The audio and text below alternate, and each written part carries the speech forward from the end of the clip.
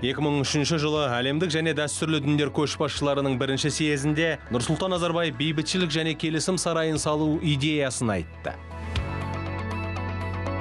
Ал 2006 жылы Еуразия жүрегінде бой көтерген пирамида екінші съезге келген меймандарға есігін айқара ашты. Дәл осы жерде ғана әлемдік және дәстүрлі діндердің өкілдері қол алысып, келелі сұхбат құрады. Бейбітшілік және келісім сарайында әлемдік және дәстүрлі діндердің көшбасшыларының 6 жиын өтті.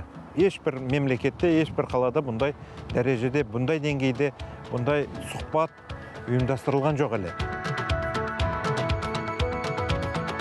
Дәл осы жерде ғана конфессиялар арасындағы өзара сенім мен түсіністіктің маңызы орасан берік негізі қаланды.